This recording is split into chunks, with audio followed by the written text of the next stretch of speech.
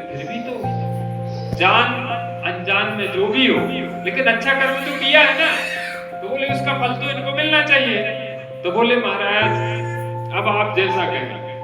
तो बोले हम ये चाहते हैं कि ज्वाणी जी आप ये बताइए कि आपने हमेशा तो पूरे जीवन भर कभी अच्छे कर्म नहीं किए, अब एक छोटा सा कर्म किया है, तो आप ये बताइए कि पहले अच्छे कर्म का फल भोगना चाहते हैं कि बुरे कर्म का। तो बोले महाराज बुरे कर्म तो इतने हमने किए हैं कि कई जन्म तक हम उससे छुटकारा मुक्ति प्राप्त नहीं कर सकते, इसलिए महाराज हम ये चाहते हैं कि पहले अच्छे कर्म का फल भोगने दें।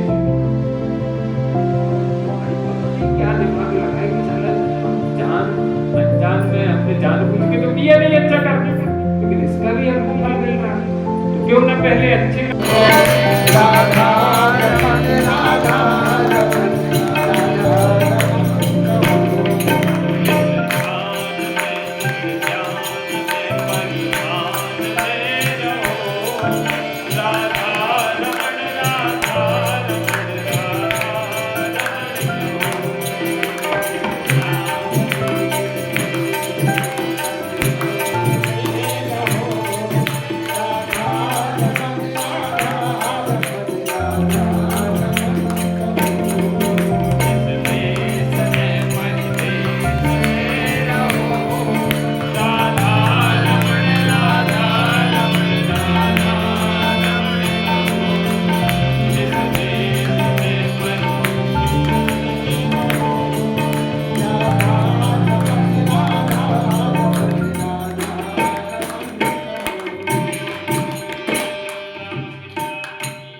से जो, यानी हमारा कहने का मतलब यह है सज्जनों कि जो भी नर्मदा तट पर अच्छा या बुरा कर्म करेगा तो उसको उस फल की प्राप्ति होती है।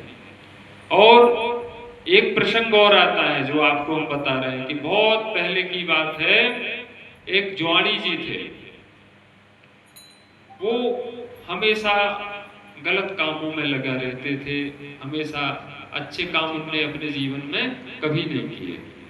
तो एक दिन नारद जी, तो जो संत होते हैं कहते हैं संत बिटप सरिता गिरिधरनी, संत बिटप सरिता गिरिधरनी, परहित हेतु नहीं की करनी, परहित हेतु नहीं की करनी।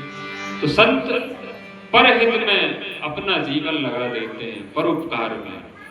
संत बिटप सरिता गिरी, गिरी पर्वत, सरिता नदी, ये परोपकार के लिए है। तो संत जो होते हैं वो परोपकार के लिए अच्छे मार्ग बताते हैं। तो नारद जी मिल गए कि मनुष्य यदि अपने जीवन में यदि छोटा सा भी कर्म कर लेता है तो उसको बहुत बड़े फल की प्राप्ति होती है।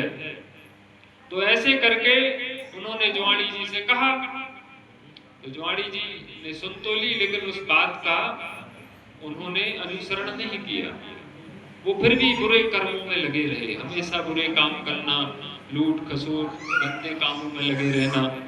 तो इस प्रकार से एक दिन क्या हुआ कि उन्होंने बड़ी सुंदर माला खरीदी, और वह माला वो अपनी प्रेमिका के लिए ले जा रहे थे, और रास्ते में जाकर के एक पत्थर से टकरा करके गिर पड़े, और गिर पड़े तो उनको ऐसे लगने लगा कि अब मैं बचूंगा नहीं।